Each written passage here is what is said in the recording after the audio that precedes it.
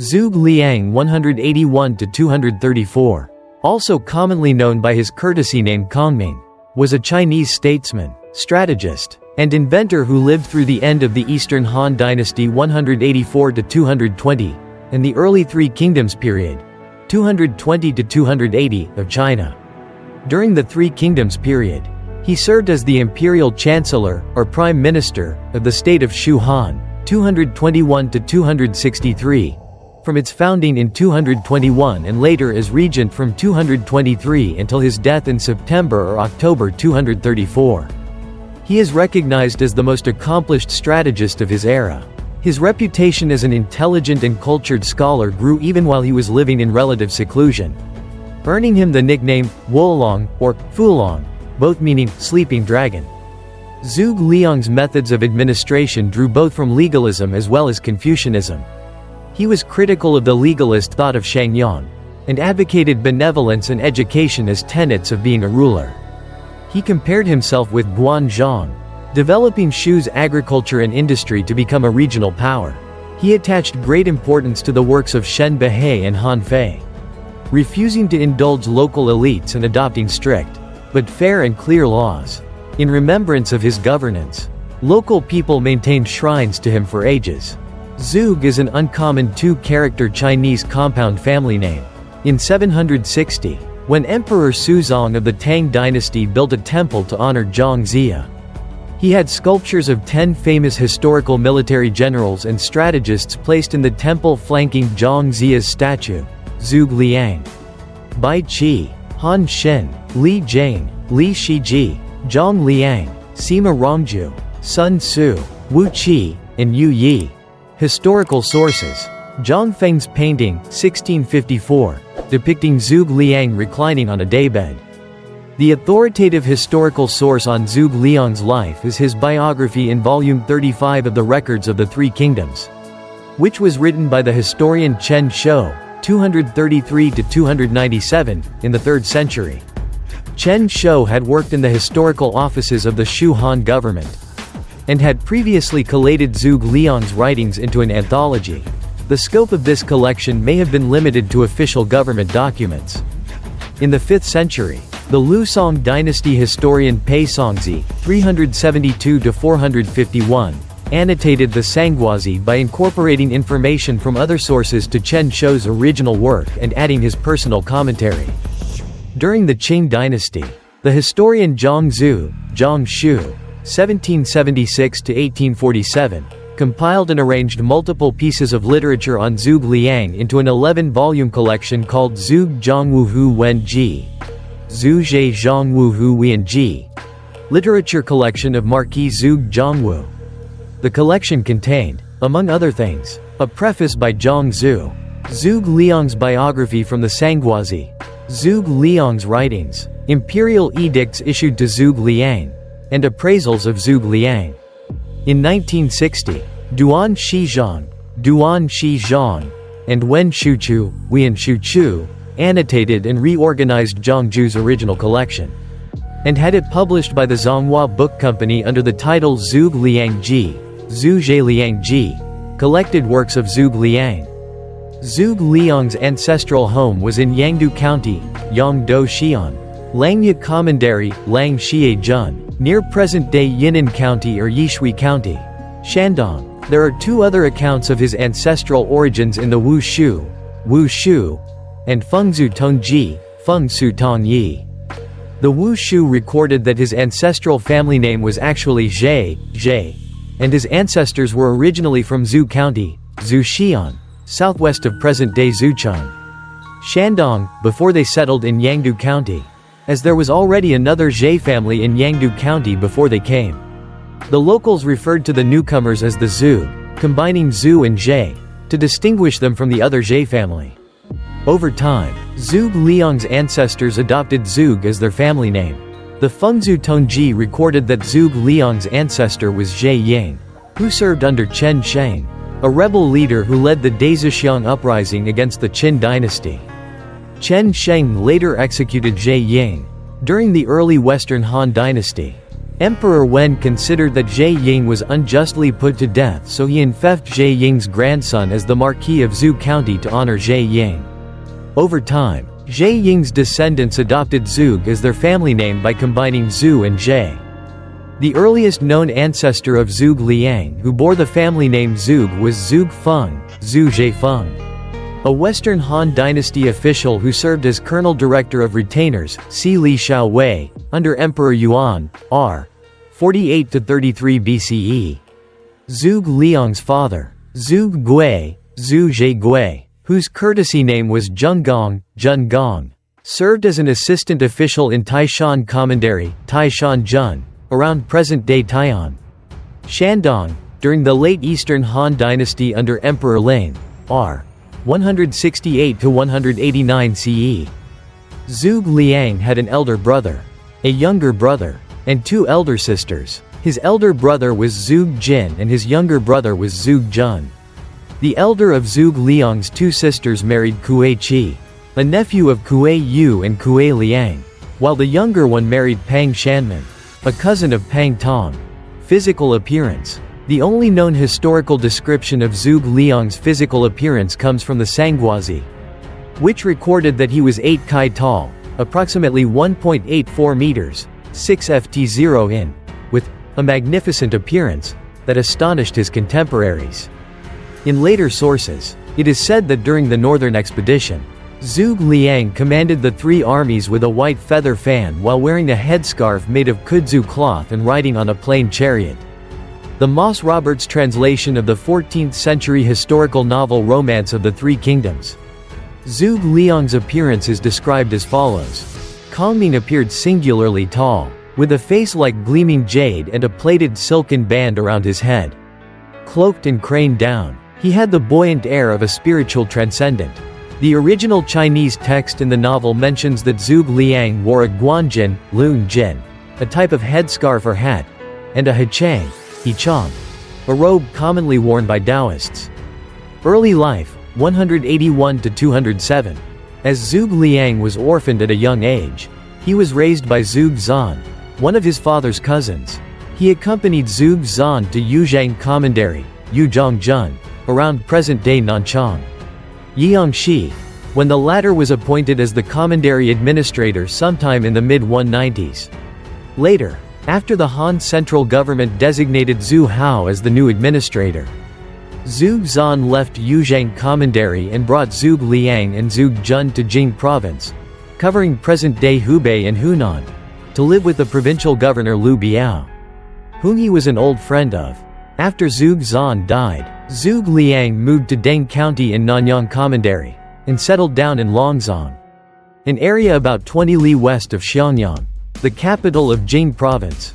In Longzong, he lived the life of a peasant and spent his free time reading and traveling.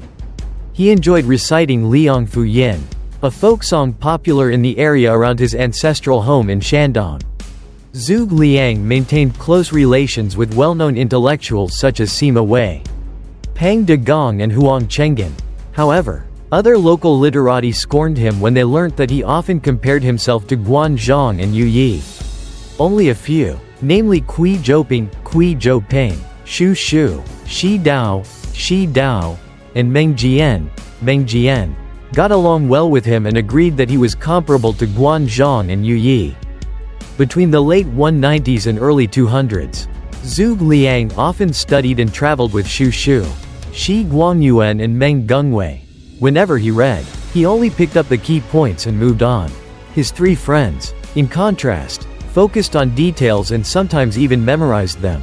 Throughout his time in Longzong, he led a carefree life and took his time to do things. He often sat down with his arms around his knees, sighing to himself from time to time while in deep thought. He once told his three friends that they would become commandery administrators or provincial governors if they served in the government. When they asked him what his ambition was, he only laughed and did not give an answer. Meeting with Liu Bei, 207–208. Recommendation from Sima Wei and Shu Shu. At the time, the warlord Liu Bei was living in Xinye County as a guest of Liu Biao, the governor of Jing Province.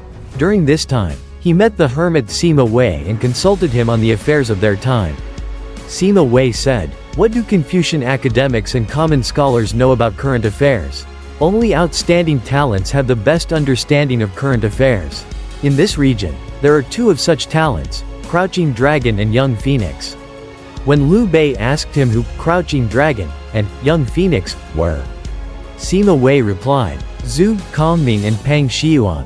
Shu, whom Liu Bei regarded highly, also recommended Zhuge Liang by saying, "Zhuge Kongming is the Crouching Dragon. General, don't you want to meet him?" When Liu Bei asked Shu if he could bring Zhuge Liang to meet him, Shu advised him to personally visit Zhuge Liang instead of asking Zhuge Liang to come to him. Liu Bei's 3 visits. The Sanghuazi recorded in just one sentence that Liu Bei visited Zhuge Liang 3 times and met him. The Zizi Tongjian recorded that the meetings took place in 207. Chen Shou also mentions the 3 visits in his biographical sketch of Zhuge Liang appended to the memoirs Chen Shou compiled. During their private meeting, Liu Bei sought Zhuge Liang's advice on how to compete with the powerful warlords and revive the declining Han dynasty. In response, Zhuge Liang presented his Longzong plan, which envisaged a tripartite division of China between the domains of Liu Bei, Cao Cao and Sun Quan. According to the plan, Liu Bei should seize control of Jing province, covering present-day Hubei and Hunan, and Yi province, covering present-day Sichuan and Chongqing, from their respective governors, Liu Biao and Liu Zhang, and establish a solid foothold in southern and western China. Liu Bei would then form an alliance with Sun Quan, who ruled eastern China, and wage war against Cao Cao, who controlled northern China and the political center of the Han dynasty in central China. After the meeting, Liu Bei became very close to Zhuge Liang and spent much time with him, much to Guan Yu and Zhang Fei's chagrin. Liu Bei explained to them, "Now that I have Kongming, I am like a fish that has found water. I hope you'll stop making unpleasant remarks." Guan Yu and Zhang Fei then stopped complaining. Formation of the Sun-Liu alliance, 208–209. Liu's evacuation to Shako. In the autumn of 208, shortly before Liu Biao's death, Cao Cao led his forces on a southern campaign to conquer Jing province. When Cao Cao's forces reached Jing province's capital Xiangyang, Liu Biao's younger son Liu Kong, who had succeeded his father as the governor of Jing province, surrendered to Cao Cao. Upon receiving news of Liu Kong's surrender, Liu Bei immediately evacuated his base in Fancheng, Fancheng, present-day Fancheng district, Xiangyang, Hubei, and led thousands of his followers, both military and civilian, on a journey to Shako, in present-day Wuhan, Hubei, to join Liu Biao's elder son Liu Qi. Along the way, Cao Cao's forces caught up with them and defeated them at the Battle of Changban. Along with only a handful of close followers, Liu Bei managed to escape, and upon reaching Shako sent Zhuge Liang as his representative to meet Sun Quan and discuss an alliance against Cao Cao. Meeting with Sun Quan. Around the time, Sun Quan was in Chaisang, Chaisang, southwest of present-day Zhejiang, Jiangxi, and had been closely observing the developments in Jing province. When Zhuge Liang met Sun Quan, he said, "The land is in chaos. General, you raised an army and occupied Jiangdong, while Liu Bei is gathering forces at the south of the Han River. Both of you are preparing to compete with Cao Cao for control over China. As of now, Cao Cao has eliminated internal threats, more or less pacified his lands, and led his forces south to occupy Jing province. The empire trembles at his might, a hero without opportunity to display his prowess. Liu Bei has retreated here. I hope that you, General, will carefully assess your strengths and decide your next course of action. If you decide to lead your forces from the Wu and Yu regions to resist the central states, you should quickly break ties with Cao Cao. If you can't resist him, why don't you put down your weapons, remove your armor, position yourself as subordinate, and serve him? General, although by appearances you seem ready to pledge allegiance to Cao Cao, in your heart you still harbor thoughts of freedom. If you can't be decisive at such a crucial moment, it will be no time until you meet with disaster." When Sun Quan asked him why Liu Bei did not surrender to Cao Cao, Zhuge Liang replied, "Tian Heng was nothing more than a mere warrior from Qi, yet he remained faithful and refused to surrender. Shouldn't we expect more from Liu Bei?" scion of the royal house of Han? His heroism and talents are renowned throughout the world. Gentlemen and commoners alike honor and admire him. Like the rivers returning to the sea, like the upheavals in the affairs of our time. This is heaven's doing. How could he turn his back on that and serve Cao Cao? An enraged Sun Quan then said that he would not allow anyone but himself to rule the territories and people in Wu. When he asked Zhuge Liang how Liu Bei could expect to resist Cao Cao, given his recent defeat at Changban, Zhuge Liang replied, Liu Bei's forces may have suffered a defeat at Changban, but now many of his men who were scattered during the battle are returning to him. Along with 10,000 elite marine troops under Guan Yu, combining forces with Liu Qi's army of at least 10,000 from Zhangxia. Cao Cao and his forces have come a great distance and are exhausted. I have heard that his light cavalry traveled over 300 li in 24 hours in pursuit of Liu Bei. This fits the saying, even a powerful arrow at the end of its flight cannot penetrate a piece of Liu silk cloth. Such a battle should be avoided according to military strategy, which says that it will definitely result in defeat for the commander. The northerners are also not familiar with naval warfare. Although the people in Jing province have surrendered to Cao Cao, they were forced to submit, and are not truly loyal to him. Now, General, if you are able to send your fierce officers to lead your vast hosts to align goals and combine might with Liu Bei, the defeat of Cao Cao's army is certain. Once defeated, Cao Cao will be forced to return north, and Jing province and Wu will be sturdy as the legs of a bronze cauldron. The trigger for victory or defeat is your decision today. Zhang Zhao's recommendation. Yuan Zun's Yuanzi recorded that when Zhuge Liang was in Chaisong, Zhang Zhao recommended he switch allegiance from Liu Bei to Sun Quan. But Zhuge Liang refused. When Zhang Zhao asked him why, Zhuge Liang said, Sun Quan is a good leader of men. However, from what I observe about his character, he will make good use of my abilities but not to their fullest extent. That is why I don't want to serve under him.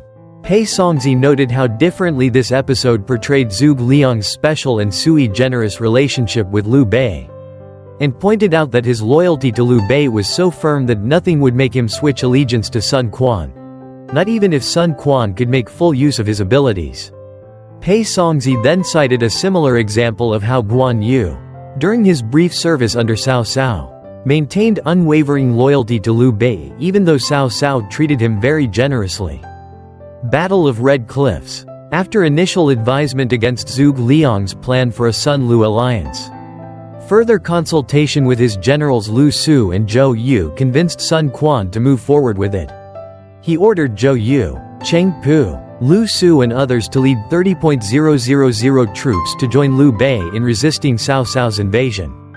In the winter of 208, the allied forces of Liu Bei and Sun Quan scored a decisive victory over Cao Cao's forces at the Battle of Red Cliffs. Cao Cao retreated to Yi in present-day Handan, Hebei, after his defeat. Service in southern Jing province, 209 to 211.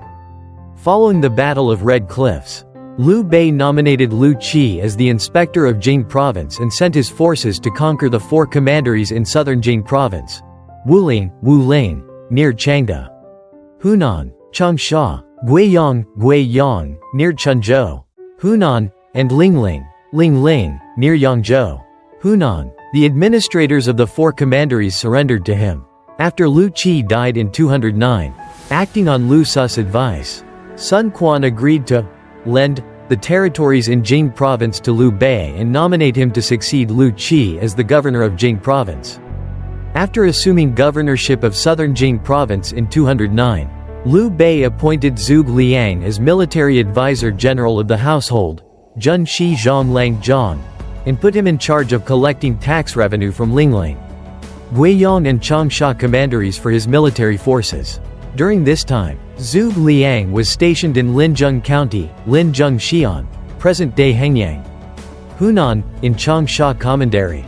Conquest of Yi Province, 211–214. In 211, Liu Zhang, the governor of Yi Province, covering present-day Sichuan and Chongqing, invited Liu Bei to lead troops into Yi Province to assist him in countering his rival, Zhang Lu, in Hanzhong Commandery. While Liu Bei was away in Jing Province, Zhuge Liang remained behind with Guan Yu and others to guard Liu Bei's territories in Jing province. When Liu Bei decided to take over Liu Zhang's lands in 212, Zhuge Liang, along with Zhang Fei, Zhao Yun and others, led troops from Jing province into Yi province to reinforce Liu Bei. They conquered many counties and commanderies along the way and eventually joined Liu Bei in surrounding Chengdu, the capital of Yi province. After Liu Zhang surrendered and relinquished control over Yi province to Liu Bei in 214, Zhuge Liang was appointed as military advisor general and made a staff member of the office of the General of the Left, Zuo Zhongjun, the nominal appointment Liu Bei held at the time. Whenever Liu Bei went on military campaigns, Zhuge Liang remained behind to guard Chengdu and ensured that the city was well stocked with supplies and well defended. Liu's coronation, 214–223.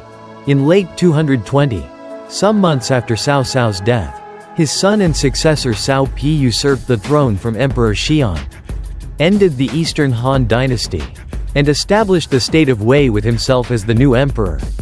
This event marks the beginning of the Three Kingdoms period in China. In the following year, Liu Bei's followers urged him to declare himself emperor to challenge Cao Pi's legitimacy.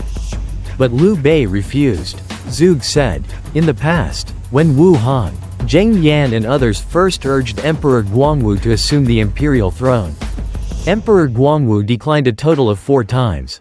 Zheng Chun then told him, 'The world's valiant heroes are gasping for air. Hoping there is anything worth hoping for. If you don't heed everyone's advice, your associates will go back to seeking a sovereign, and no one will want to follow you anymore.'" Emperor Guangwu felt Zheng Chun's words were profound and correct, so he accepted the throne. Now the Cao family have usurped the Han, and China has no sovereign. Your Highness, from the great royal clan of Liu, you have risen to overcome the times. The appropriate action is for you to take position as emperor. Your associates who have followed your Highness at length through great effort and hardship because they too hoped for some small success, are just like the ones Zheng Chun spoke of. In 221, Liu Bei declared himself emperor and established the state of Shu Han. He appointed Zhuge Liang as his Imperial Chancellor, Shang Shang, as follows. "From the misfortune of our insolvent family, we have been lofted to an office of great authority. Cautiously we approach this great enterprise, never daring to assume ease or tranquility, thinking foremost of the needs of the people. Yet we fear ourselves unable to bring them peace. Alas, Imperial Chancellor Zhuge Liang will understand our intents, tirelessly redress our deficiencies, and assist in spreading our benevolent light, that it may illuminate all of China. Sir, you are thus enjoined to do so." Zhuge Liang also held the additional appointment of Liu Shangshushi, the supervisor of the Imperial Secretariat, and had full acting imperial authority. After Zhang Fei's death in mid-221, Zhuge Liang took on an additional appointment as Colonel Director of Retainers, which Zhang Fei previously held. Appointment as Regent, 223. Following his defeat at the Battle of Xiaoting in 222, Liu Bei retreated to Yong'an County, Yang and Xi'an, present-day Fengjia County, Chongqing, and became critically ill in early 223. He summoned Zhuge from Chengdu, and told him, "Sir, you're 10 times more talented than Cao Pi. You'll definitely bring peace to the empire and accomplish our great mission. If my heir can be assisted, then assist him. If he turns out to be incompetent, then you may make your own decision." With tears in his eyes, Zhuge replied, "I'll do my utmost and serve with unwavering loyalty until death." Liu Bei then instructed Liu Shan, his son and heir apparent, as follows. "When you work together with the Imperial Chancellor, you must treat him like your father." Liu Bei then named Zhuge Liang as regent for Liu Shan, and Li Yan as deputy regent. He died on the 10th of June 223 in Yong'an County. The last command of Liu Bei to Zhuge Liang, translated literally above as, "You may make your own decision," is ambiguous. Chen Shou commented that Liu Bei wholeheartedly trusted Zhuge Liang and was permitting him to assume leadership. Yi Zhongtian in his analysis of the Three Kingdoms, presented several interpretations of Liu Bei's message. Some argued that Liu Bei said that only to test Zhuge Liang's loyalty as his brother, Zhuge Jin, was working for Eastern Wu. Others commented that the ambiguous phrase did not mean Zhuge Liang was allowed to take the throne for himself. But he was permitted to, when the situation demanded, replace Liu Shan with other of Liu Bei's living sons such as Liu Yang and Liu Li. Following Liu Bei's death, Liu Shan ascended the throne and succeeded his father as the Emperor of Shu. After his coronation, Liu Shan infected Zhuge Liang as the Marquis of Wu district and created a personal staff to assist him. Later, Zhuge Liang assumed an additional appointment as governor of Yi province. He personally oversaw all state affairs and made the final call on all policy decisions. When rebellions broke out in the Nanzhong region of southern Shu, Zhuge Liang did not immediately take military action to suppress the rebellions because he thought it was not appropriate to do so in light of the recent death of Liu Bei. In late 223, he sent Deng Ji as Shu's ambassador to eastern Wu to make peace and rebuild the Wu-Shu alliance against Cao Wei. During his regency, Zhuge Liang set Shu's objective as the restoration of the Han dynasty. Continuing Liu Bei's objective, he appointed large numbers of local elites as low-level officials, improving relations between Liu Bei's conquest bureaucracy, local elites, and the people of Shu, refusing to submit to Wei, 223–225. Shortly after he became regent, he received letters from various Wei officials, including Hua Xin, Wang Lang, Chen Chun, Shu Ji, and Zhuge Zhang, asking him to surrender to Wei and make Shu a vassal state under Wei. Instead of responding to any of the letters, he wrote a memo, called Zheng Yi, exhortation to correct action, as follows. In the past, Shang Yu did not act out of virtue. So even though he dominated Hua Sha and had the might to be emperor, he died and was boiled into soup. His downfall has served as a cautionary tale for generations. Wei did not learn from this example and has followed in his footsteps. Even if they have the fortune to avoid it personally, doom will befall their sons and grandsons. Many of those who asked me to surrender to Wei are already in their old age, pushing papers in service of a pretender. They are like Chen Chong and Sun Song, fawning on Wang Mang, even supporting him in usurping the throne, yet seeking to avoid their punishment. When Emperor Guangwu was hacking at their roots, his few thousand weakened foot soldiers were roused to tear apart Wang Mang's expeditionary force of 400,000 outside of Kunyang. When holding the Wei and punishing the wicked, numbers are irrelevant, so it was with Cao Cao. For all his craftiness and might, he raised hundreds of thousands of troops to save Zhang Yi at Yanping, whose potence was shriveled and choices regrettable. Barely managing to escape himself, Cao Cao brought shame to his doughty troops, and forfeited the land of Hanzong to Liu Bei. Only then did Cao Cao realize that the divine vessel of imperial authority is not something to be taken at one's pleasure. Before he could finish the return journey, his poisonous intent killed him from inside. Cao Pi excels at evil, which he demonstrated by usurping the throne. Suppose those asking my surrender were as eloquent and persuasive as Su Qin and Zhang Yi, even as far as possessing the glibness of Huan Do, who could fool heaven itself. If they wish to slander Emperor Tang and pick apart Yu and Hu Ji, they'll just be squandering their abilities dribbling pointless ink from overworked brushes. This is something no true man or Confucian gentleman would do. The military commandments say, with 10,000 men willing to die, you can conquer the world. If in the past the Yellow Emperor, his whole forces totaling 50,000 or so, controlled every region and stabilized the whole world, how much more so by comparison could 10 times his number do? Holding the true way, standing over these criminals? Southern Campaign, 225–227.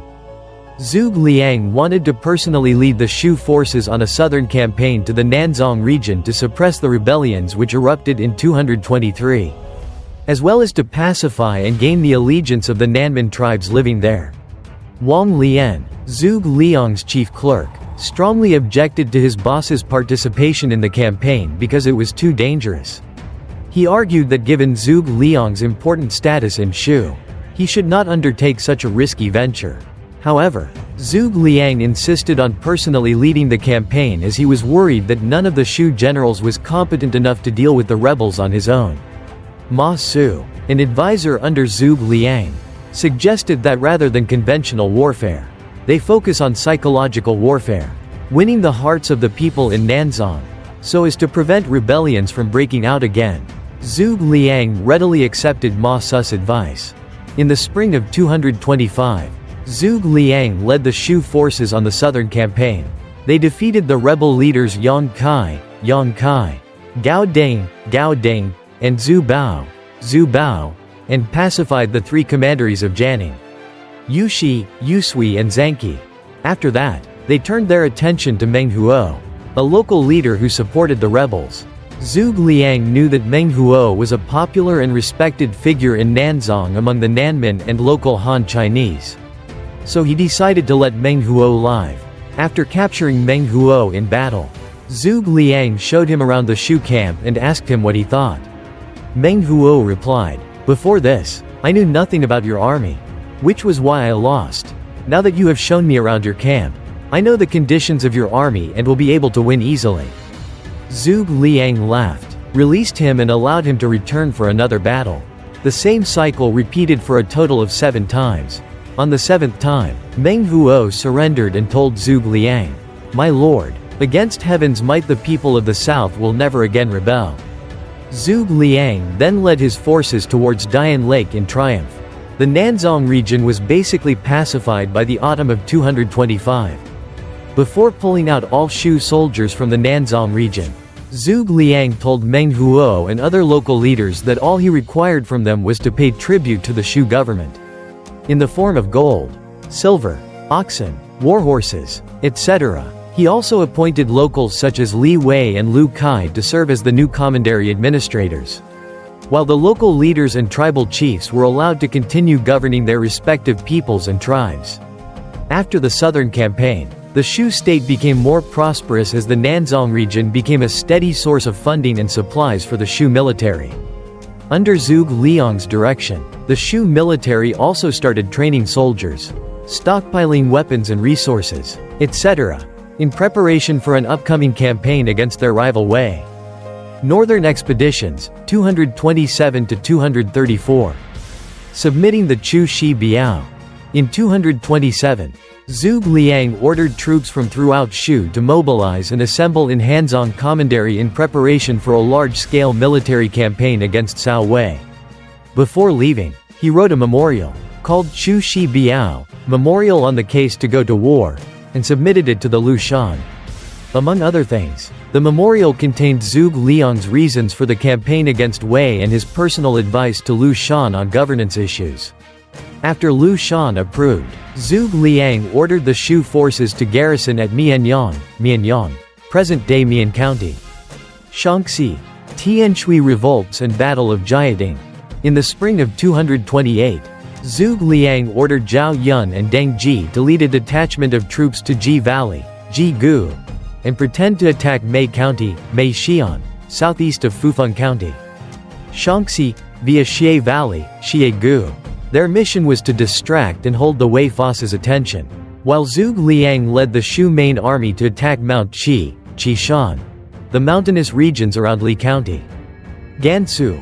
Upon reaching Mount Qi, Zhuge Liang deployed his troops in orderly formations and directed them with clear and strict commands.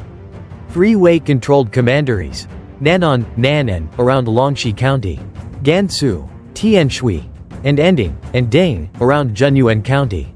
Gansu responded to the invasion by defecting to the Shu side. News of the Shu invasion sent shockwaves throughout the Guanzhong region. The Wei government was stunned when they learned of the Shu invasion and totally unprepared for it because they had lowered their guard against Shu after Liu Bei's death in 223 and had not heard anything from Shu since then. They were even more fearful and shocked when they heard of the 3 commanderies' defection. In response to the Shu invasion, Cao Rui moved from his imperial capital at Luoyang to Chang'an to oversee the defenses in the Guanzhong region and provide backup. He sent Zhang He to attack Zhuge Liang at Mount Qi, and Cao Zhen to attack Zhao Yun and Deng Ji at Ji Valley. Zhao Yun and Deng Ji lost to Cao Zhen at the battle in Ji Valley. Zhuge Liang had given them command of the weaker soldiers while he led the better troops to attack Mount Qi. Nevertheless, Zhao Yun managed to rally his men into putting up a firm defense as they retreated. thus minimizing their losses. In the meantime at Mount Qi, Zhuge Liang had put Ma Su in charge of the vanguard force to engage the enemy. At Jiating, or Jia village, east of Chinan County, Gansu, Ma Su not only went against Zhuge Liang's instructions, but also made the wrong moves, resulting in the Shu vanguard suffering a disastrous defeat at the hands of the Wei forces under Zhang He. Zhang He also seized the opportunity to attack and reclaim the three commanderies for Wei. Upon learning of the Shu defeats at Ji Valley and Jiating, Zhuge Liang pulled back the Shu forces and retreated to Hanzhong Commandery, where he resettled the few thousand families they captured in the Wei-controlled Shi County, Xian, present-day Li County, Gansu, during the campaign. This happened in the late spring of 228. Zhuge Liang executed Ma Su for disobeying orders and to appease public anger. Afterward, he analyzed why the campaign failed and told his subordinates, "Our armies at Mount Qi and Ji Valley together were superior to the enemy in numbers. Yet we lost the battles. This wasn't because we had insufficient troops, but rather, it was due to one man. Now, we should reduce the number of troops and officers, instill greater discipline in the military, and reflect on our mistakes, so as to adapt and prepare ourselves for the future.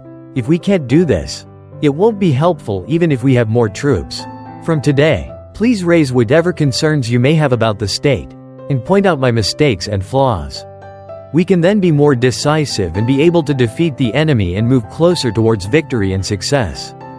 He also wrote a memorial to Lu Shan, taking full responsibility for the Shu defeats at Jiating and Ji Valley, acknowledging his mistakes and failure in judgment, and requesting to be demoted by 3 grades as punishment.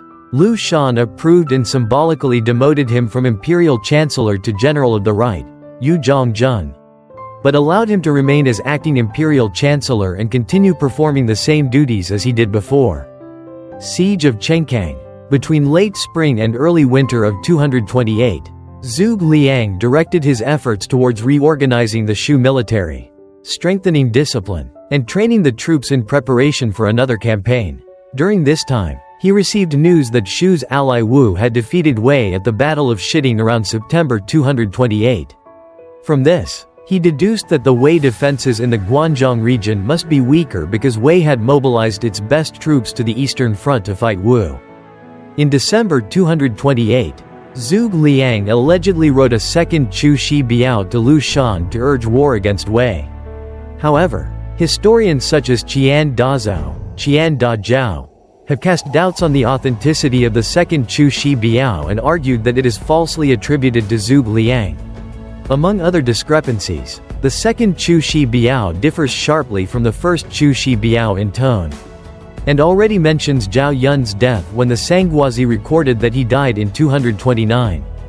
In the winter of 228 to 229, Zhuge Liang launched the Second Northern Expedition and led the Shu forces out of San Pass, north of the Qin Mountains to the south of Baoji, Shaanxi, to attack the Wei fortress at Chenkang, Xiankang, east of Baoji. Before the campaign, Zhuge Liang already knew that Chenkang was heavily fortified and difficult to capture. So when he showed up, he was surprised to see that the fortress was additionally very well defended. In fact, after the first Shu invasion, the Wei general Cao Zhen had predicted that Zhuge Liang would attack Chenkang, so he put Hao Zhao, a Wei general with a fierce reputation in the Guanzhong region, in charge of defending Chenkang and strengthening its defenses. Zhuge Liang first ordered his troops to surround Chenkang, then sent Jin Shang, an old friend of Hao Zhao, to persuade Hao Zhao to surrender. Hao Zhao refused twice, although Hao Zhao had only 1,000 men with him to defend Chenkang. He successfully held his ground against the Shu invaders. In the subsequent 20 days of siege, Zhuge Liang used an array of tactics to attack Chenkang: siege ladders, battering rams, siege towers and underground tunnels, but Hao Zhao successfully countered each of them in turn. After failing to outwit Hao Zhao and take Chenkang, and after learning that Wei reinforcements were approaching, Zhuge Liang decided to pull back his troops and return to base. Wang Shuang, a Wei officer, led his men to attack the retreating Shu forces, but was killed in an ambush laid by Zhuge Liang. Battle of Jianwei. In the spring of 229, Zhuge Liang launched the Third Northern Expedition and ordered Chen Shi to lead Shu forces to attack the Wei-controlled Wudou, around present-day Cheng County. Gansu, and Yinping, present-day Wen County. Gansu, commanderies. The Wei general Guo Wai led his troops to resist Chen Shi. He retreated when he heard that Zhuge Liang had led a Shu army to Jianwei, in present-day Longnan. Gansu. The Shu forces then conquered Wudou and Yinping commanderies. When Zhuge Liang returned from the campaign, Liu Shan issued an imperial decree to congratulate him on his successes in defeating Wang Shuang during the Second Northern Expedition and capturing Wudou and Yinping commanderies during the Third Northern Expedition. He also restored Zhuge Liang to the position of Imperial Chancellor, congratulating Sun Quan on becoming emperor. Around May 229, Sun Quan, the ruler of Shu's ally state Wu, declared himself emperor and put himself on par with Liu Shan of Shu. When the news reached the Shu imperial court, many officials were outraged as they thought that Sun Quan had no right to be emperor. And so they urged the Shu government to break ties with Wu. Although Zhuge Liang agreed that Sun Quan lacked legitimacy, he considered that the Wu-Shu alliance was vital to Shu's survival and long-term interests because they needed Wu to help them keep Wei occupied in the east while they attacked Wei in the west. After concluding that Shu should maintain the Wu-Shu alliance and refrain from criticizing Sun Quan, he sent Chen Zhen on a diplomatic mission to Wu to recognize Sun Quan's claim to the throne and congratulate him. Ziwu Campaign. In August 230, Cao Zhen led an army from Chang'an to attack Shu via the Ziwu Valley. At the same time, another Wei army led by Sima Yi, acting on Cao Rui's order, advanced towards Shu from Jing province by sailing along the Han River. The rendezvous point for Cao Zhen and Sima Yi's armies was at Nanjing County, Nanjing Xi'an, in present-day Hanzhong. Shaanxi. Other Wei armies also prepared to attack Shu from the Xie Valley, Xiegu, or Wu-Wei Commandery. When he heard of Wei recent movements, Zhuge Liang urged Li Yan to lead 20,000 troops to Hanzhong Commandery to defend against the Wei invasion, which he reluctantly accepted after much persuasion. As Xiahou Ba led the vanguard of this expedition through the 330 km Ziwu Trail, Ziwu Dao, he was identified by the local residents who reported his presence to the Shu forces. Xiahou Ba barely managed to retreat after reinforcements from the main army arrived. Zhuge Liang also allowed Wei Yan to lead troops behind the enemy lines towards Yangshi, southwest of present-day Wushan County. Gansu. To encourage the Chang people to join Shu Han against Wei. Wei Yan greatly defeated Wei forces led by Guo Wai and Fei Yao. Following those events, the conflict became a prolonged stalemate with few skirmishes. After more than a month of slow progress and by fear of significant losses and waste of resources, more and more Wei officials sent memorials to end the campaign. The situation wasn't helped by the difficult topography and constant heavy rainy weather lasting more than 30 days. Cao Rui decided to abort the campaign and recalled the officers by October 230. Battle of Mount Qi. In 230, Zhuge Liang launched the Fourth Northern Expedition and attacked Mount Qishan, the mountainous regions around present-day Li County. Gansu, again, he used the wooden ox, a mechanical device he invented, to transport food supplies to the front line. The Shu forces attacked Tianshui Commandery and surrounded Mount Qi, which was defended by the Wei officers Jia Si, and Wei Ping. At Mount Qi, Zhuge Liang managed to convince Kongming, a Shanbei tribal leader, to support Shu in the war against Wei. Kongming went to Bidi Commandery, Hokuchigung, around present-day central Shaanxi, and rallied the locals to support Shu. At the time, as Grand Marshal Cao Zhen was ill, Cao Rui ordered the general Sima Yi to move to Chang'an to supervise the Wei defenses in the Guanzhong region against the Shu invasion. After making preparations for battle, Sima Yi, with Zhang He, Fei Yao, Dai Ling, and Guo Wai serving as his subordinates, led Wei forces to Yumi County, Shu Mi Xi'an, east of present-day Qianyang County, Shaanxi, and stationed there.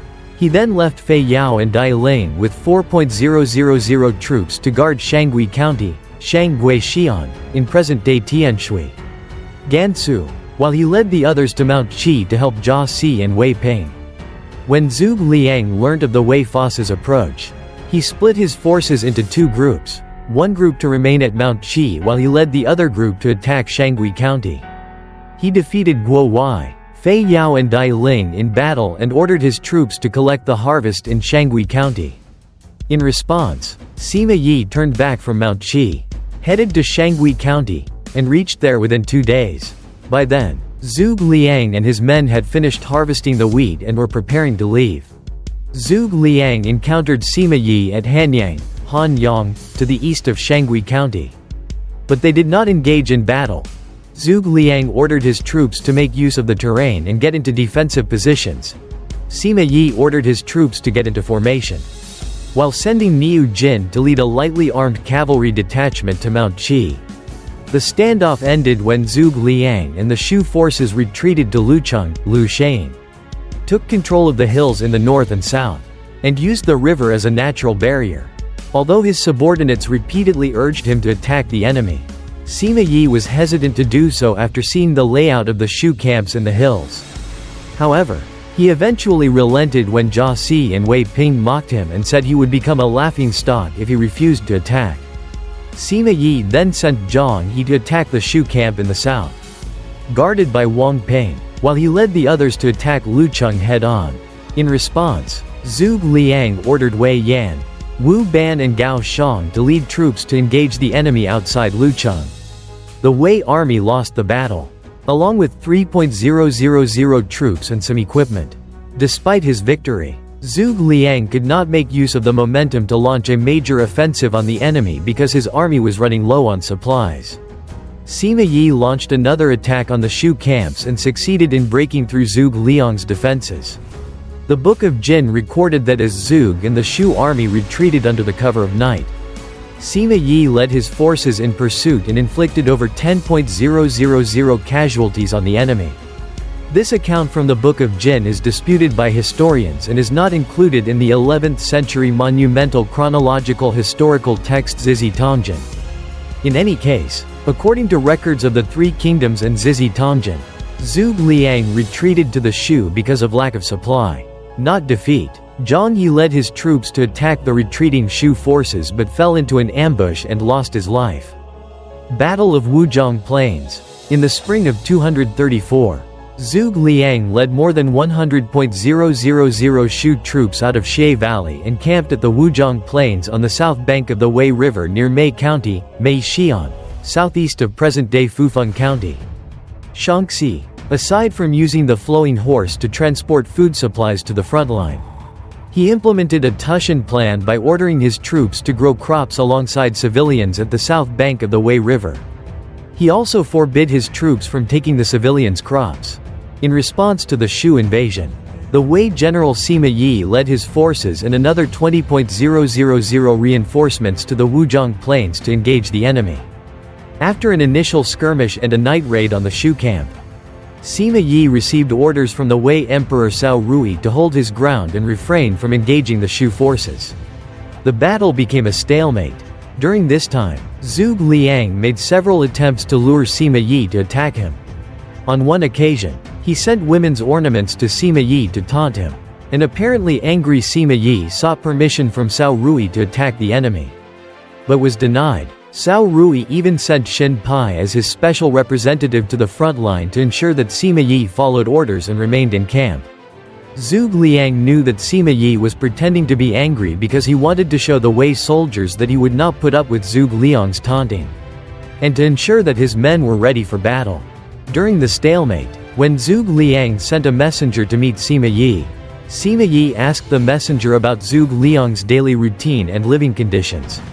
The messenger said that Zhuge Liang consumed 3 to 4 sheng of grain a day and that he micromanaged almost everything, except trivial issues like punishments for minor offenses. After hearing this, Sima Yi remarked, "How can Zhuge Kongming expect to last long? He's going to die soon." Death and post-mortem events, 234. The stalemate at the Wuzhong Plains lasted for over 100 days. sometime between the 11th of September and the 10th of October 234. Zhuge Liang became critically ill and died in camp. He was 54 at the time of his death. Sun Sheng's Jin Yangchu, recorded the following account. A glowing red meteorite fell from the sky along the northeast to southwest direction towards Liang's camp. Bounced off the ground and landed again 3 times, expanding in size when it bounced off and shrinking in size as it landed. Liang died shortly after. The Book of Wei Shu, and Hanjin Chunchu, gave different accounts of where Zhuge Liang died. The former recorded that Zhuge Liang vomited blood in frustration when his army ran out of supplies during the stalemate, and he ordered his troops to burn down their camp and retreat into a valley, where he fell sick and died. The latter recorded that he died in the residence of a certain Guo family. In his annotations to Zhuge Liang's biography, Pei Songzi pointed out that the Wei Shu and Hanjin Chunchu accounts were wrong, and that Zhuge Liang actually died in camp at the Wuzhong Plains. He also rebutted the Wei Shu account as follows. It was unclear from the situation, at the Battle of Wuzhong Plains, which side was winning and which side was losing. The Wei Shu was exaggerating when it said that Liang vomited blood. Given Kongming's brilliance, was it likely for him to vomit blood because of Zhongde? This exaggeration originated from a note written by Emperor Yuan of Jin which said Liang lost the battle and vomited blood. The reason why the Wei Shu said that Zhuge Liang died in a valley was because the Shu army only released news of Zhuge Liang's death after they entered the valley. When Sima Yi heard from civilians that Zhuge Liang had died from illness and the Shu army had burnt down their camp and retreated, he led his troops in pursuit and caught up with them. The Shu forces, on Yang Yi and Zhang Wei's command, turned around and readied themselves for battle. Sima Yi pulled back his troops and retreated. Some days later, while surveying the remains of the Shu camp, Sima Yi remarked, "What a genius he was!" Based on his observations that the Shu army made a hasty retreat, he concluded that Zhuge Liang had indeed died, so he led his troops in pursuit again. When Sima Yi reached Qian, he asked the civilians living there about Zhuge Liang and heard that there was a recent popular saying, "A dead Zhuge Liang scares away a living Zhongde." He laughed and said, "I can predict the thoughts of the living but I can't predict the dead's." Burial and posthumous honors. Before his death, Zhuge Liang said that he wanted to be buried as simply as possible in Mount Dingjun, in present-day Mian County. Hanzong, Shaanxi, his tomb should be just large enough for his coffin to fit in. He was to be dressed in the clothes he wore when he died. He did not need to be buried with any decorative objects or ornaments. Lu Shan issued an imperial edict to mourn and eulogize Zhuge Liang, as well as to confer on him the posthumous title, Marquis Zhang Wuhu, Loyal Marshal Marquis. Zhuge Liang once wrote a memorial to Lu Shan as follows and kept his promise until his death. "I have 800 mulberry trees and 15 qing of farmland in Chengdu, and my family have more than enough to feed and clothe themselves. When I am away from Chengdu on assignment, I do not incur any excess expenses. I depend solely on my official salary for my personal expenses. I do not run any private enterprises to generate additional income. If I have any excess silk and wealth at the time of my death, I would have let your majesty down." In the spring of 263, Lu Shan ordered a memorial temple for Zhuge Liang to be built in Mianyang County, Mianyang Xi'an, present-day Mian County, Shaanxi. Initially, when Zhuge Liang died in 234, many people wanted the Shu government to build memorial temple to honor him. However, after some discussion, the government decided not to because it was not in accordance with Confucian rules of propriety. In his works, Sima Guang noted that during the Han era, only emperors were worshipped at temples, with no official channels to worship Zhuge Liang. The people took to holding their own private memorial services for Zhuge Liang on special occasions. Sometime later, some people pointed out that it was appropriate to build a memorial temple for Zhuge Liang in Chengdu. But the Shu Emperor Lu Shan refused. 2 officials, Shi Long and Shang Chong, then wrote a memorial to Lu Shan and managed to convince him to build the memorial temple in Mianyang County. In the autumn of 263, during the Wei invasion of Shu, The Wei general Zhang Wei passed by Zhuge Liang's memorial temple in Mianyang County along the way and paid his respects there. He also ordered his troops to refrain from farming and logging anywhere near Zhuge Liang's tomb at Mount Dingjun. Guo Chang's 5 Anecdotes. The Shu Ji, by Wang Yin, recorded that sometime in the early Jin dynasty, Sima Jun, 232–286, the prince of Fufeng Wang, once had a discussion about Zhuge Liang with his subordinates Lu Bao, Huan Shi, and others. Many of them brought up negative points about Zhuge Liang, making a bad choice when he chose to serve under Liu Bei, creating unnecessary burden and stress for the people of Shu, being overly ambitious, and lacking awareness about the limits of his strengths and abilities. However, there was one Guo Chang, who dissented and argued that Zhuge Liang's brilliance and wisdom exceeded that of Guan Zhong and Yan Yang. He then shared 5 anecdotes about Zhuge Liang which he claimed nobody had heard of. Lu Bao, Huan Shi and the others fell silent after hearing the 5 anecdotes. Sima Jun even generously endorsed the 5 anecdotes by Guo Chang. Pei Songzi, when annotating Zhuge Liang's official biography in the Sangguazi, found the 5 anecdotes unreliable and questionable, but he still added them into Zhuge Liang's biography and pointed out the problems in each of them. In his concluding remarks, Pei Songzi noted that the 4th century historians Sun Sheng and Shi Zuoqi, given their attention to detail, most probably came across Guo Chang's 5 anecdotes while doing research on the Three Kingdoms period. He surmised that Sun Sheng and Shi Zuoqi probably omitted the anecdotes in their writings because they, like him, also found the anecdotes unreliable and questionable.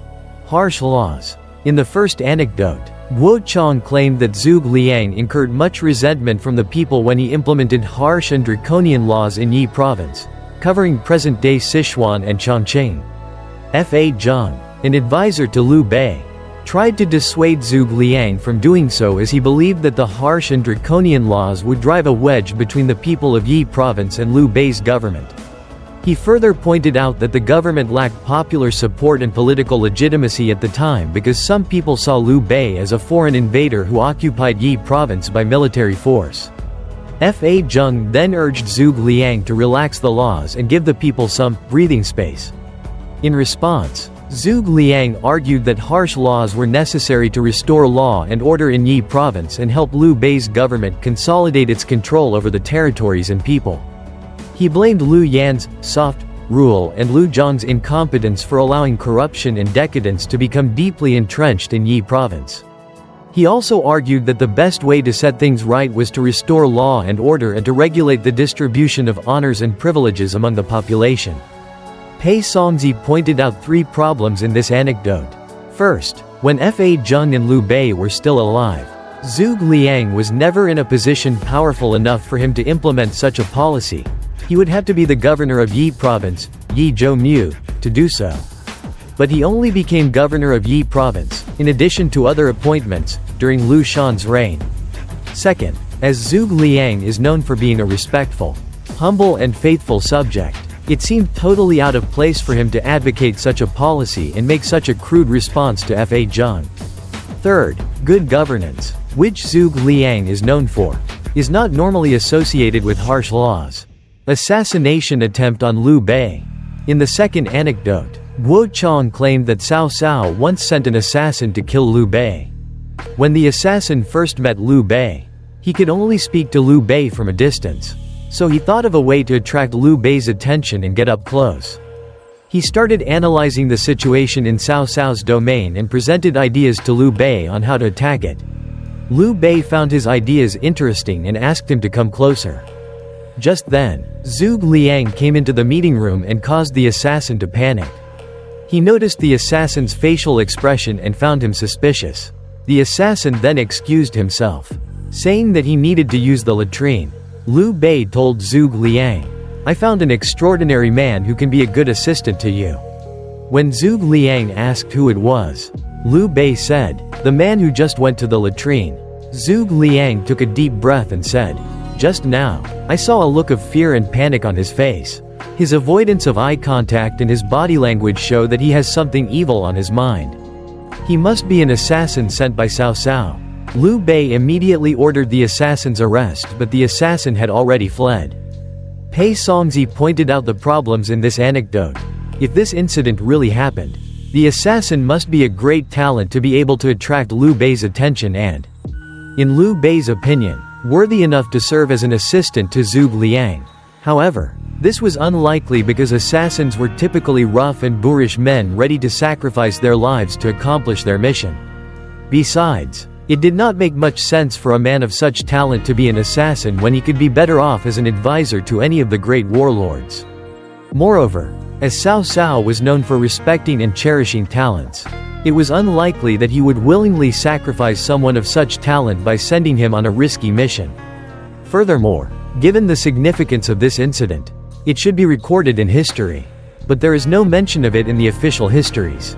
Empty fort strategy. Wuchang's third anecdote concerns Zhuge Liang's alleged use of the empty fort strategy against Sima Yi at Yangping. Rejecting compliments. In the fourth anecdote, Wuchang claimed that when Zhuge Liang returned to Chengdu after the first northern expedition, he received many compliments from his colleagues for his successes in capturing a few thousand Wei families and making Zhang Wei defect to Shu. However, to their surprise, Zhuge Liang solemnly replied, "All the people under heaven are people of the Han Empire. Now, the Han Empire isn't revived yet and the people are still suffering from war. It will be my fault even if only one person dies due to war. I dare not accept compliments built on people's miseries." The people of Shu then realized that his goal was to vanquish Wei rather than simply expanding Shu's borders through conquests. Pei Songzi pointed out that Zhuge Liang's goal of achieving a complete victory over Wei was already well known before he went on the first northern expedition. So it seemed very odd for Wuchang to say that the people of Shu only realized it after Zhuge Liang came back from the first northern expedition. He also noted that the first northern expedition was an overall failure, so the successes mentioned in this anecdote neither made sense nor were worthy of compliments. The reasons he gave were as such. Shu lost 2 battles against Wei in the first northern expedition and ultimately failed to conquer the 3 commanderies. Wei had nothing to lose from the defection of Zhang Wei, who at the time was a relative nobody, and the capture of the few thousand Wei families was insufficient to make up for the casualties the Shu forces suffered at Jiating and Ji Valley. Earning the trust of soldiers. In the 5th anecdote, Wuchang claimed that during the 4th northern expedition, when Zhuge Liang led Shu forces to attack Mount Qi, the Wei Emperor Cao Rui decided to launch a counterattack on Shu. So he personally led his forces to Chang'an. He then ordered Sima Yi and Zhang He to lead 300,000 elite Wei soldiers from Yang and Liang provinces on a covert operation deep into Shu territory and launch a stealth attack on Zhanghe, Jianzhe, in present-day Zhanghe County. Sichuan, a strategic mountain pass. Around the time, Zhuge Liang had set up a rotating shift system, in which at any time 20% of his troops, about 80,000 men, would be stationed at Mount Qi, while the remaining 80% would remain behind, as the Wei forces approached Mount Qi and prepared to attack the Shu positions. Zhuge Liang's subordinates urged him to stop the rotating shift system and concentrate all the Shu forces together to resist the numerically superior Wei forces. Zhuge Liang replied, "When I lead the troops into battle, I operate on the basis of trust." Even the ancients felt it was a shame for one to betray others' trust in him in order to achieve his goals. The soldiers who are due to return home can pack up their belongings and prepare to leave. Their wives have been counting the days and looking forward to their husbands coming home. Even though we are in a difficult and dangerous situation now, we shouldn't break our earlier promise. When the homebound soldiers heard that they were allowed to go home, their morale shot up and they became more motivated to stay back and fight the Wei forces before going home. They talked among themselves and pledged to use their lives to repay Zhuge Liang's kindness. Later, during the battle, they fought fiercely and killed Zhang He and forced Sima Yi to retreat. Zhuge Liang won the battle because he successfully gained the trust of the Shu soldiers. Pei Songzi pointed out that this anecdote contradicted the accounts from historical records. During the 4th northern expedition, Cao Rui was indeed at Chang'an, but he did not personally lead Wei forces into battle. As for the part about Cao Rui ordering Sima Yi and Zhang He to lead a 300,000 strong army to attack Zhanghe, Pei Songzi argued that it never happened because it was extremely unlikely for such a large army to pass through the Guanzhong region, bypass Zhuge Liang's position at Mount Qi, and enter Shu territory completely undetected. He also found the part about the rotating shift system untrue because it was impossible for a Shu expeditionary force to enter Wei territory and remain there for so long, much less set up a rotating shift system.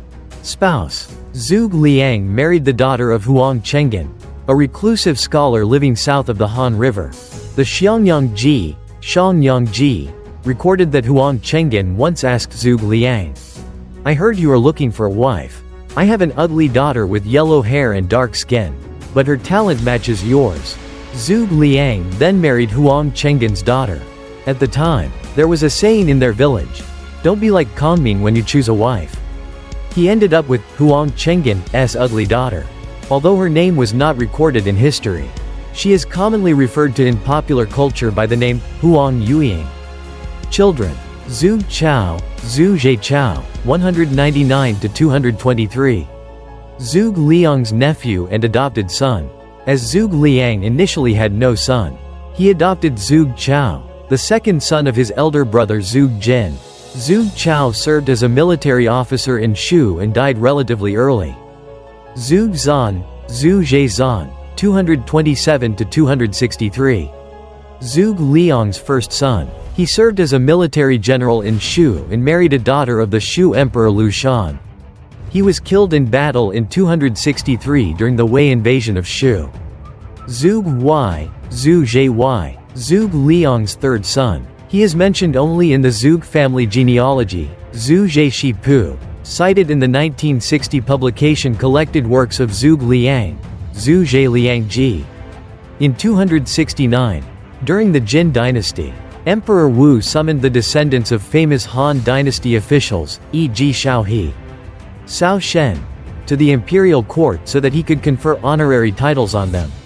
When Zhuge Liang's descendants did not show up, Emperor Wu sent his officials to find them. The officials found Zhuge Y in Chengdu and brought him to Emperor Wu. Zhuge Y declined the honor, saying that he was contented with the land and property he already owned at the time. Emperor Wu was pleased and he did not force Zhuge Y to accept. Zhuge Guo, Zhuge Liang's daughter. She is mentioned only in the 1960 publication Collected Works of Zhuge Liang, Zhuge Liang Ji, and the Ming Dynasty Taoist text Li Dai Shenxian Tongjian, Li Dai Xian Xian Tongjian, comprehensive mirror on immortals through the dynasties. Her father named her Guo because he wanted her to learn Taoist magical arts and fulfill her destiny of becoming an immortal. Grandchildren and great-grandchildren. Zhuge Pan, Zhuge Chao's son. In 253, after Zhuge Ke, Zhuge Jin's first son, and his family were exterminated in a coup d'état in eastern Wu, Zhuge Pan reverted from his adopted lineage, Zhuge Liang's, to his biological lineage, Zhuge Jin's, and went to eastern Wu to continue Zhuge Jin's family line there. Zhuge Shang, Zhuge Shang, died 263. Zhuge Zan's eldest son. He was killed in battle in 263 alongside his father during the Wei invasion of Shu. Zhuge Jing, Zhuge Zan's second son. After the fall of Shu, he moved to Hedong Commandery in 264 together with Zhuge Pan's son, Zhuge Xian, and later served as an official under the Jin dynasty after being summoned in circa April 269. Zhuge Ji, a son of Zhuge Zan. He is mentioned only in the Za Ji, cited in the 1960 publication Collected Works of Zhuge Liang, Zhuge Liang Ji. After the fall of Shu, Lu Xuan, a son of Lu Shan, was unwilling to accompany his father to Luoyang. So he sent Zhuge Ji as a messenger to meet Meng Huo's son, and seek permission to live with the Nanman tribes.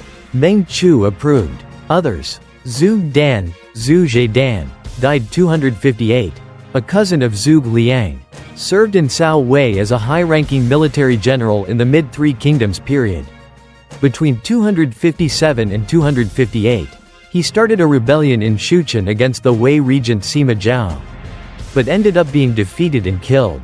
Appraisal and legacy. Holding power as a regent. After Liu Bei's death, Liu Shan ascended to the throne of Shu Han. He granted Zhuge Liang the title, Marquis of Wu District, Wu Shanhu, and created an office for him as a chancellor.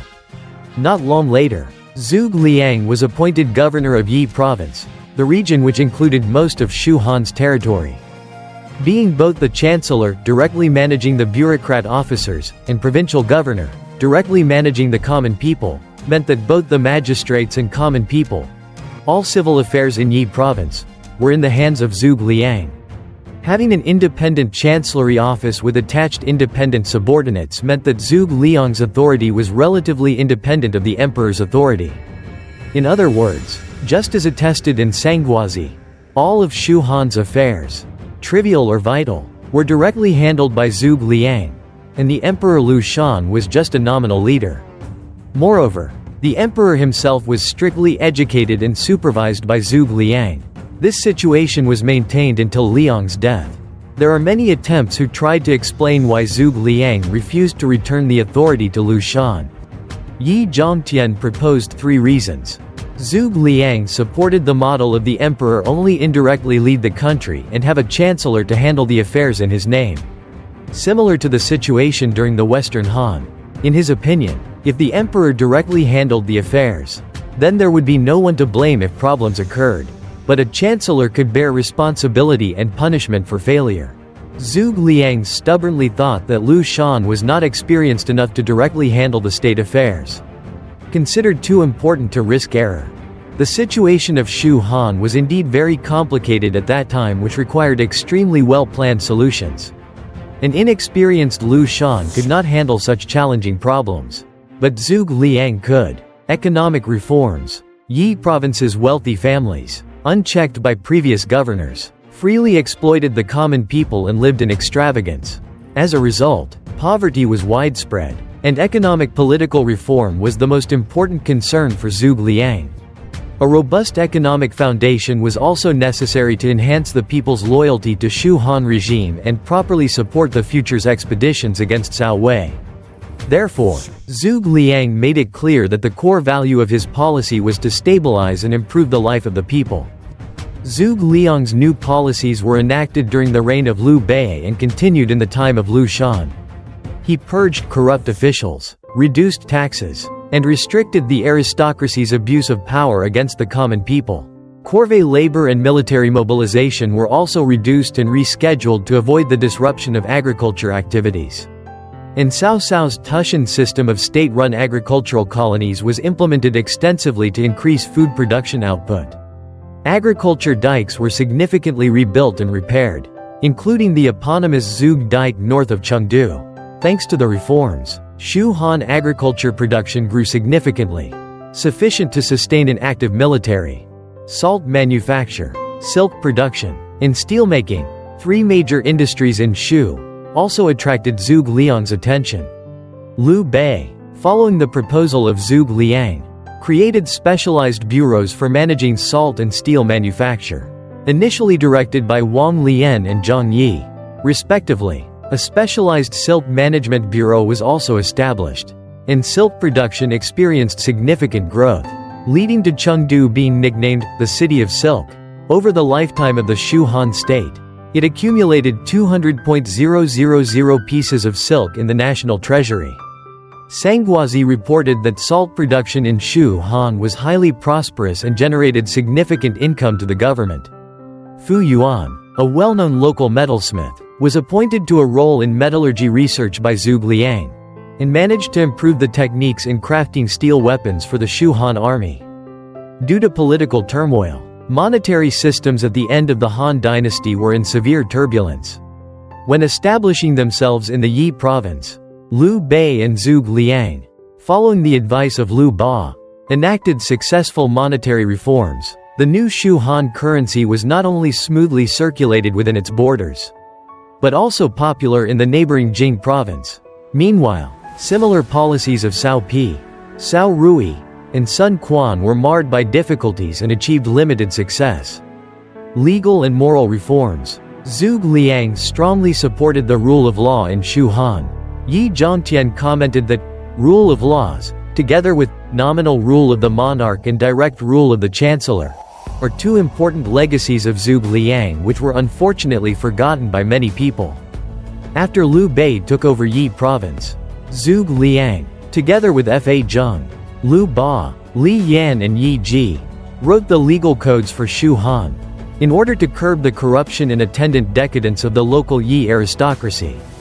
Zhuge Liang enacted a legalist policy with strict but fair and transparent laws, and restricted the power of wealthy families. Zhuge Liang was willing to punish high-ranked magistrates such as Li Yan, his own close associates such as Ma Su, and even willing to demote himself to keep legal order. However, he also refrained from abusing punishment and required extreme caution in law enforcement. Shi Zuoqi praised Zhuge Liang's policy of legal rule, that, since the era of Qin and Han, there had been no one as equal. Even punished magistrates like Li Yan and Liao Li highly regarded Zhuge Liang and strongly believed that he would re-employ them after the punishment was enough. Zhuge Liang also promoted moral conduct and himself led a strict and stoic life as a model. He did not own excessive assets, refrained from luxurious spending, and relied mainly on government salary. Shu Han's magistrates, like Deng Ji, Fei Yi, Zhang Wei, Zhang Yi also followed suit, strictly abiding by the legal and moral codes, enabling the Shu government to maintain a high level of transparency and integrity. Yi Zhongtian praised Shu Han as the best model of rational rule amongst the three kingdoms, and it is the incorruptibility and transparency of Zhuge Liang and his associates that kept Shu Han from collapsing under a heavy burden of expenditure. Not everybody was happy with such legalist policies. Guo Chong's characterized Zhuge Liang's policy cruel and exploitative, claiming everybody from the noble to the commoner was upset. Pei Songzi disagreed with such comments, considering Zhuge Liang's law enforcement appropriate and rejecting claims of exploitation. Guo Chong's perspective also contradicted Chen Shou's comment that nobody was upset despite the strict laws. Yi Zhongtian commented that both contradictory assessments were correct, as Shu people were happy about Zhuge Liang's fairness and transparency, but some of them were also upset about his strictness. Moreover, Zhuge Liang's fairness and legal rule inevitably suppressed the local aristocracy, preventing them from abusing their power and manipulate politics and public opinion. That is the reason why many of the local Shu intelligentsia tacitly endorsed the invasion of Wei against Shu. Although they also respected Zhuge Liang, this is supported by contemporary sources, including Zhang Wen and Sun Quan. Yuan Zun of the Jin dynasty also highly appraised Zhuge Liang's administration skills and popularity, where people would still sing praises to Zhuge Liang decades after his death. Education and talents enrollment policy. Zhuge Liang greatly appreciated talent. Hence he paid strong attention to education in order to cultivate and recruit more talented magistrates for the Shu Han government. He established the position Aide of Learning Encouragement, Quan Shui Kong Shi, held by many prominent local intelligentsia such as Cao Zhou, who held this post for a very long time and was very influential. Chen Shou was one of his students. Later Zhuge Liang established a great education residence, Tai Shui Fu, a training facility using Confucian literature as textbooks. He also created many reading book residences, both in Chengdu and in his encampments during the northern expeditions. Such facilities functioned as places where talented people could be discovered and recruited. Yao Tian, Shu Han's governor of Guanghan district, managed to recommend many talented people to the government, to Zhuge Liang's lavish praise. Zhuge Liang also established discussion bureau mechanism to gather all the discussions of a certain policy, encourage magistrates to accept the criticisms of their subordinates, and utilize the talents of all employees to reach the best decision. Zhuge Liang adopted a meritocratic promotion system, promoting and assessing people based on deeds and ability rather than fame or background. Inventions. Zhuge Liang was believed to be the inventor of the Chinese steamed bun. The landmine and a mysterious but efficient automatic transportation device, initially used for grain, referred to as the wooden ox and flowing horse, which is sometimes identified with the wheelbarrow. Although he is often credited with the invention of the repeating crossbow that is named after him and called the Zhuge crossbow, Zhuge Nu. This type of semi-automatic crossbow is an improved version of a model that first appeared during the Warring States period. There is debate over whether the original Warring States period bow was semi-automatic, or rather shot multiple bolts at once. Nevertheless, Zhuge Liang's improved model could shoot farther and faster. Zhuge Liang is also credited with constructing the stone sentinel maze, an array of stone piles that is said to produce supernatural phenomena. Near Baidicheng, an early type of hot air balloon used for military signaling, known as the Kongming lantern, is also named after him. It was said to have been invented by Zhuge Liang when he was trapped by Sima Yi in Pingyang. Friendly forces nearby saw the message on the lantern paper covering and came to Zhuge Liang's aid. Another belief is that the lantern resembled Zhuge Liang's headdress, so it was named after him. Literary works. Some books popularly attributed to Zhuge Liang can be found today. For example, the 36 Stratagems in Mastering the Art of War, not to be confused with the Art of War attributed to Sun Tzu. Supposedly, his mastery of infantry and cavalry formation tactics based on the classic I Ching was unrivaled. His memorial Chu Shi Biao, written prior to the northern expeditions, provided a salutary reflection of his unswerving loyalty to the state of Shu. The memorial moved some readers to tears. In addition, he wrote admonition to his son, Zhuge Liang Jiazi Shu, in which he reflected on his humility and frugality in pursuit of a meaningful life. Zhuge is also the subject of many Chinese literary works. Poems by the prolific and highly regarded Tang dynasty poet Du Fu were written in memory of him, whose legacy of unwavering dedication seems to have been forgotten in Du's generation. Judging by the description of Zhuge's neglected temple, 2 such pieces were written as part of Du Fu's acclaimed Kuizhou poems. In Romance of the Three Kingdoms, the 14th-century historical novel Romance of the Three Kingdoms by Luo Guanzhong romanticizes the historical figures and events before and during the Three Kingdoms period. In the novel, Zhuge Liang is characterized as a brilliant strategist who can perform fantastical achievements such as summoning advantageous winds and devising magical stone mazes. There is great confusion on whether the stories are historical or fictional. At minimum, the empty fort strategy is based on historical records, albeit not attributed to Zhuge Liang historically. For Chinese people, the question is largely irrelevant, as the Zhuge Liang of lore is regardless seen as a mastermind, whose examples continue to influence many layers of Chinese society. They are also argued, together with Sun Tzu's The Art of War, to still greatly influence the modern Chinese strategical, military and everyday thinking. In Moss Roberts's translation of the novel, Zhuge Liang's appearance is described as follows. Kongming appeared singularly tall, with a face like gleaming jade and a plaited silken band around his head. Cloaked and craned down, he had the buoyant air of a spiritual transcendent. The original Chinese text in the novel mentions that Zhuge Liang wore a guanjin, lun jin, a type of hat, and a hichang, hichang, a robe commonly worn by Taoists. See the following for the stories in Romance of the Three Kingdoms involving Zhuge Liang. Battle of Bowang, where Zhuge Liang first makes his name as a commander under Liu Bei using arson.